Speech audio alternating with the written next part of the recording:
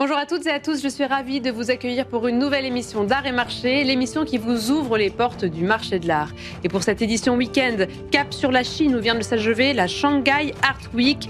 Il y a eu la 15e biennale de Shanghai, la foire Art 021, l'incontournable West Bund Art and Design. Donc après les semaines de l'art à Londres et à Paris qui ont affiché de très beaux résultats, la Chine continentale suit-elle cette même dynamique? Le marché y montre-t-il les mêmes signaux de reprise? On en parle avec Caroline Boudéen, qui est journaliste, critique d'art et auteur de l'essai Le boom de l'art contemporain en Chine, publié aux éditions de l'Aube et qui nous revient tout juste de Shanghai. C'est parti pour Art et Marché.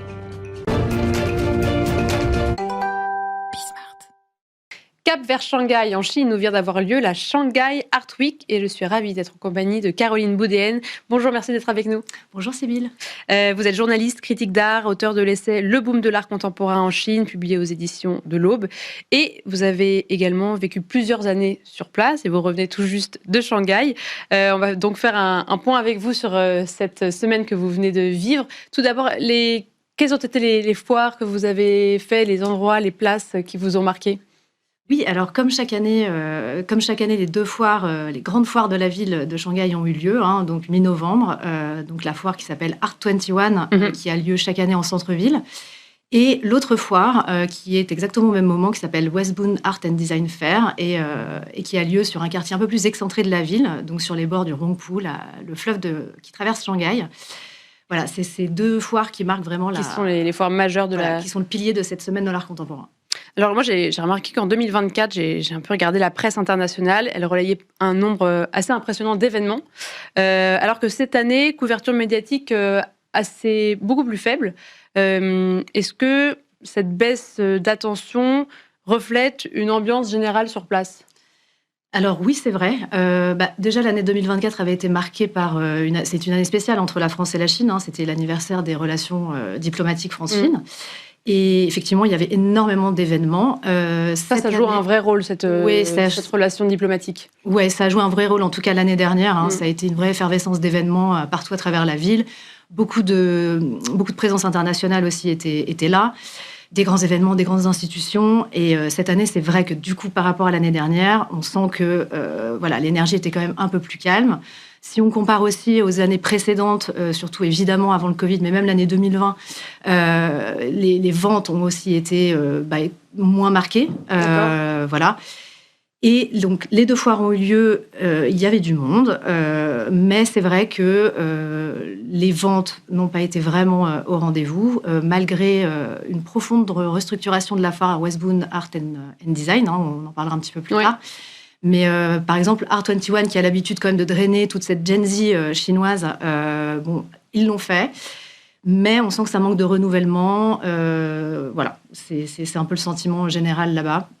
En termes de collectionneurs ou de personnes que vous avez vues, si ça manquait d'énergie, mais est-ce que vous avez vu certains profils, des collectionneurs plutôt asiatiques, de l'international ?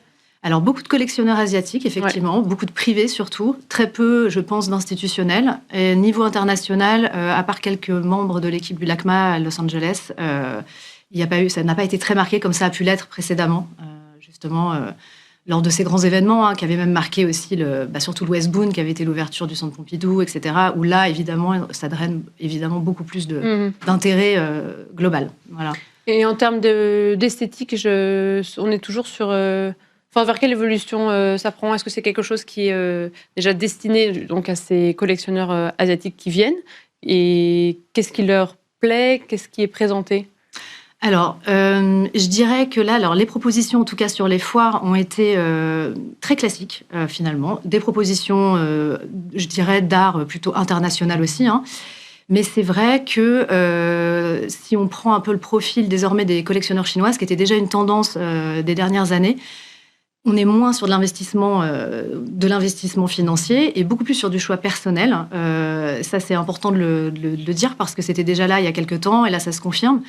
Et l'intérêt est de plus en plus réfléchi. Donc, c'est dur de dire si des collectionneurs chinois achètent des artistes chinois, par exemple. Ouais. Mais c'est ce qui marque aussi Je pense le frein aussi un petit peu dans les ventes. Les gens se donnent beaucoup plus le temps de la réflexion. Et voilà. Et après, dans l'intérêt esthétique, je dirais qu'il y a beaucoup plus d'appétence pour des œuvres un petit peu plus technologiques.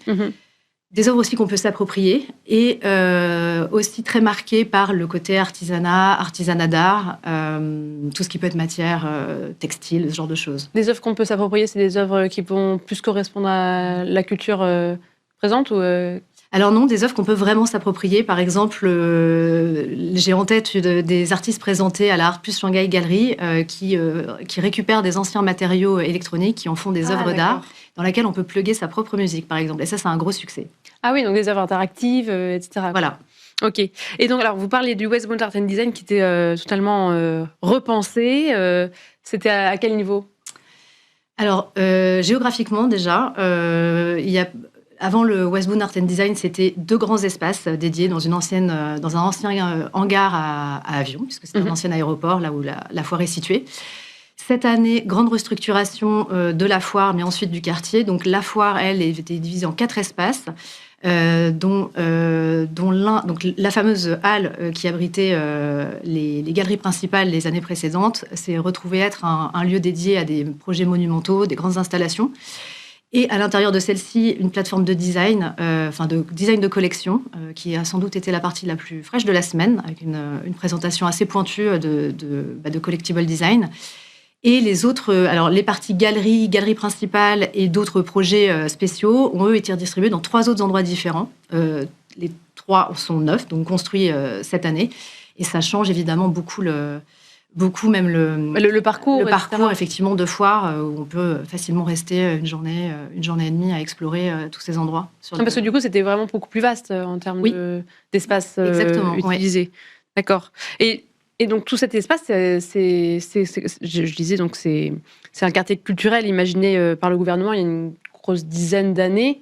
Oui, c'est ça. C'est un espace qui a été investi avec l'objectif de développer l'aspect culturel de la Chine continentale.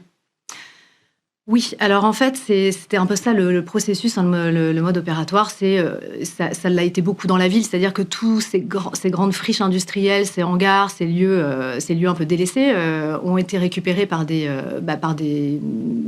musées, des centres d'art, des initiatives privées, des galeries, etc. Ça s'est produit dans d'autres secteurs de la ville, et le Westbound, évidemment, a fait partie de cette opération, avec le Centre Pompidou aussi qui y est arrivé, Tank, beaucoup de galeries. Effectivement, c'était devenu, depuis 10 ans, le pôle culturel de la ville. Enfin, je dirais le nouveau pôle culturel de la ville. Il y en a eu d'autres avant. Hein. Et puis, là, évidemment, depuis 1 an, grande restructuration. Hein. C'est assez brutal, hein, d'ailleurs, quand on y pense. Ça s'est joué sur 1 an. La plupart des galeries ont été sommées de partir. Des institutions aussi. Il ne reste que le Centre Pompidou, et puis Tank Shanghai, qui est juste à côté. Ouais.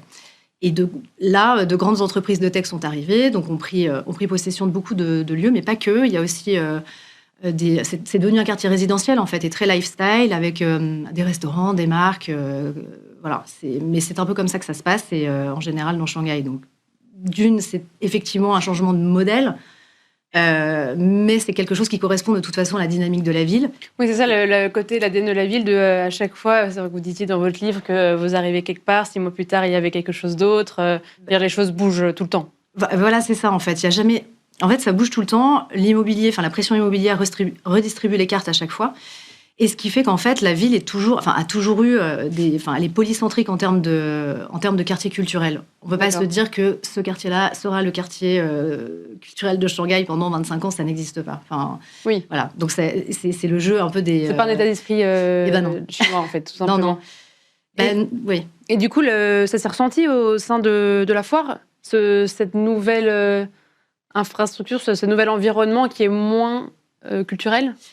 Oui, d'ailleurs, c'était pas désagréable non plus, parce que le Westbound, au tout départ, était donc réservé aux galeries et centres d'art, et il y avait très peu de cafés, de restaurants, etc. Donc en fait, le moment de l'année où il y avait cette foire, c'était très fréquenté, très apprécié.